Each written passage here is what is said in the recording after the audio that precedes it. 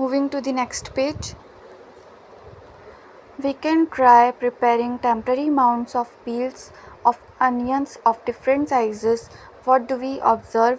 Do we see similar structures or different structures? तो हम different size के onion के भी टेम्प्रेरी माउंट बनाएंगे तो हमें उसमें क्या दिखेगा? जो हमने पहले टेम्प्रेरी माउंट बनाई थी उसी के जैसे स्मॉल स्ट्रक्चर या फिर उससे different.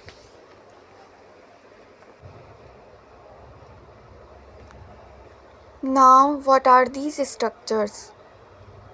These structures look similar to each other. Together they form a big structure like an onion bulb.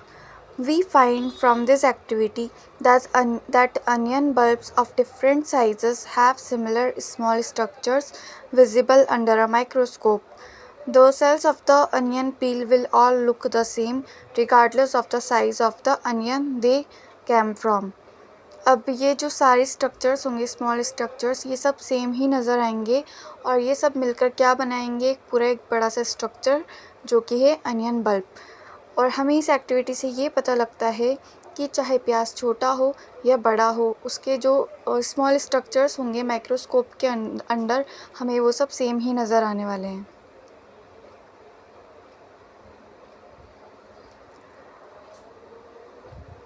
These small structures that we see are the basic building units of the onion bulb.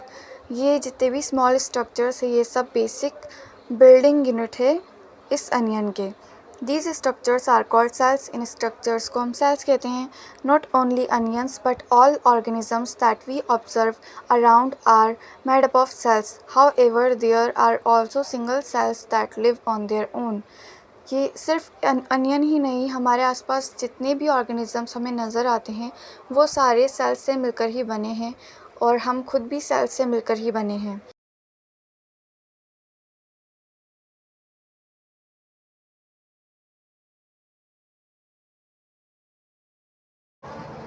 Cells were first discovered by Robert Hooke in 1665. He observed the cells in a cork slice with the help of a primitive microscope. तो sales को सबसे पहले discover किया था Robert Hooke ने and उन्होंने क्या observe किया था उन्होंने सेल्स को स्लाइस में कॉर्क स्लाइस में ऑब्ज़र्व किया था अपनी प्रिमिटिव माइक्रोस्कोप की हेल्प से. दैन ल्यूवेनहॉक आए उन्होंने अपने इम्प्रूव्ड माइक्रोस्कोप से डिस्कवर किए थे free living cells pond water में पहली बार. It was Robert Brown. Then Robert Brown आए इन 1831 जिन्होंने डिस्कवर किया न्यूक्लियस को. दैन परकिंजी आए उन्होंने एक टर्म दी प्रोटोप्लाज्म जिसका मीनिंग होता है fluid substance of the cell. The cell theory than that all the plants and animals are composed of cells and the cell is the basic unit of life was presented by two biologists Schleiden and Schwann. Then दो biologist आए Schleiden and Schwann. उन दोनों ने मिलकर formulate की cell theory. और cell theory क्या बताती है कि जो सेल्स हैं जितने भी प्लांट्स एंड एनिमल्स है वो सारे सेल से कंपोज होकर बनते हैं और जो सेल है वो बेसिक यूनिट है लाइफ की.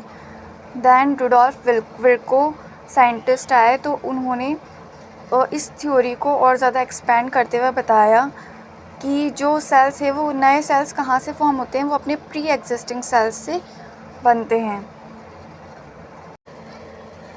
With the discovery of the electron microscope in 1940, it was possible to observe and understand the complex structure of the cell and its various organelles. Then in 1940 electron microscope की discovery हुई and हमारे लिए possible हो गया observe करना cell के complex structure को understand करना पॉसिबल हो गया एंड उसके ऑर्गेनील्स के बारे में जानना भी आसान हो गया.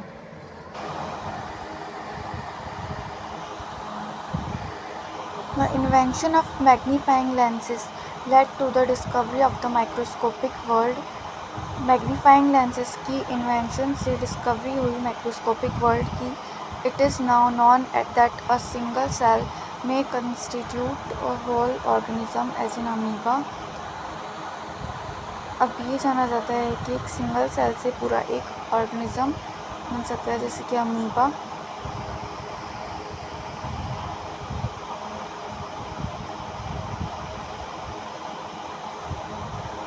Chlamydomonas, Paramecium, and bacteria. These organisms are called unicellular organisms. Uni means single. In organisms को यूनिसेलुलर कहा जाता है. यूनिसेलुलर ऑर्गेनिज्म वो होते हैं जो सिंगल सेल से कंपोज हुए होते हैं.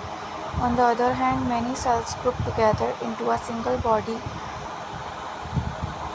And on the other hand बहुत सारे सेल्स मिलकर एक ग्रुप बनाते हैं in a single body. And different functions का रोल प्ले करते हैं to form various body parts in multicellular organisms के अंदर. Multi means many cells such as some fungi, plants and animals.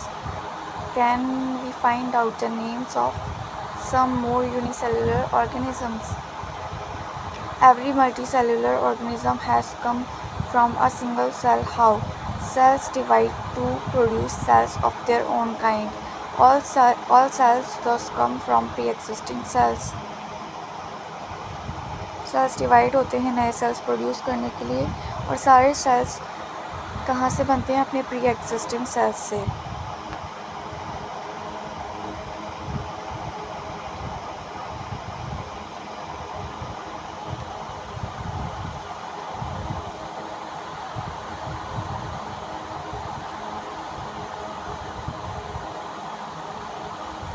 Some organisms can also have cells of different kinds.